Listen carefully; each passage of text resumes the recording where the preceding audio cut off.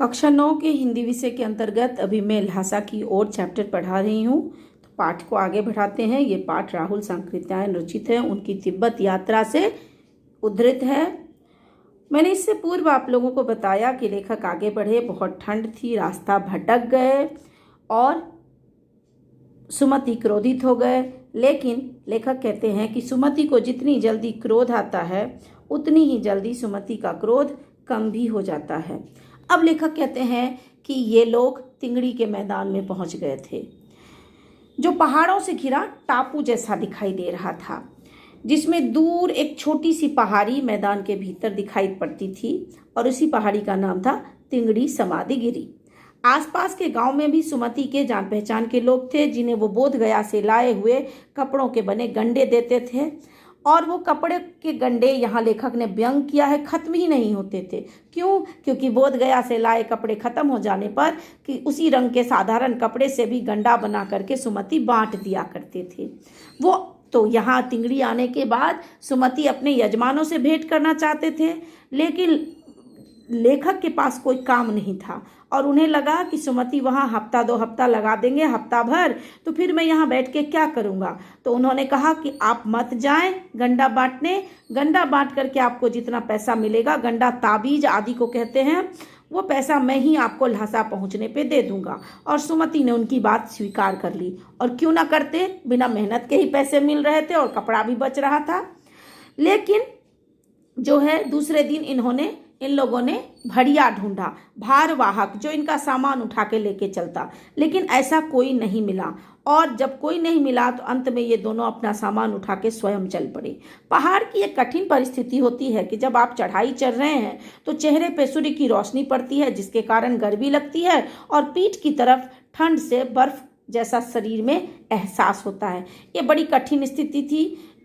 और 2 बजे में लेखक कहते हैं अगर आप सूरज की मुंह करके चले जा रहे हैं तो आपका आगे का हिस्सा जल रहा है और पीठ जो है वो ठंड से बर्फ जैसा प्रतीत हो रहा है।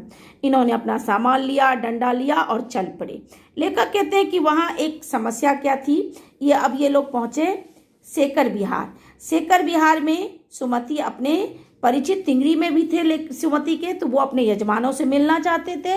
यजमान किसे कहते हैं सो देखिए, जैसे कोई पंडित पुजारी आदि आपके घर आते हैं पूजा पाठ करवाने, आपकी बातों को सुलझाने, ज्योतिष विद्या आदि जानने वाले, तो आप उनके यजमान हैं, वो आपके पंडित हैं। तो सुमति के यजमान थे, तो उन्होंने बहाना बनाकर सेकर बिहार चलने को कहा।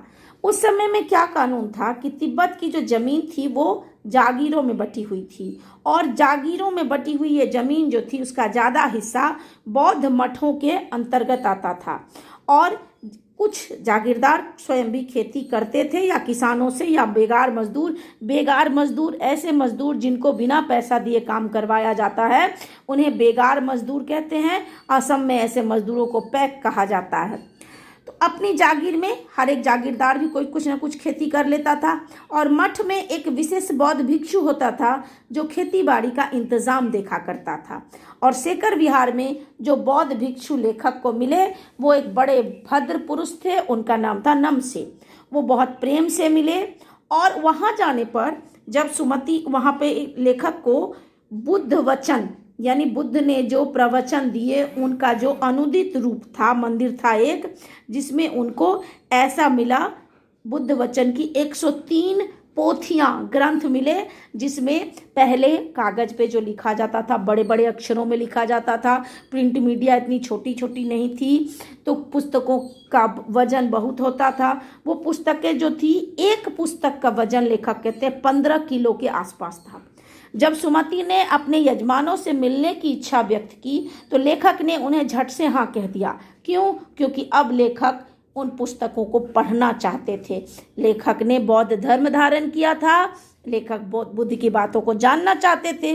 लेखक विद्वान व्यक्ति थे और उनका संबंध शब्दों से था, रचनाओं से था, तो जाहिर है पुस्तकें मिली तो उनको पढ़ने के लिए उनके मन में जिज्ञासा जगी। उन्होंने सुमति को जाने की अनुमति दे दी, लेकिन वहाँ के घर बहुत पास थे। सुमति उसी दिन वापस लौट आए और अब लेखक के पास कोई उपाय नहीं था, क्योंकि इन किताबों को पढ़ने के लिए 2-3 दिन चाहिए था, लेकिन सुमति तो रुकते नहीं। फिर इन लोगों ने नमसे से विदाई ली और वहाँ से चल पड़े। धन्यवाद।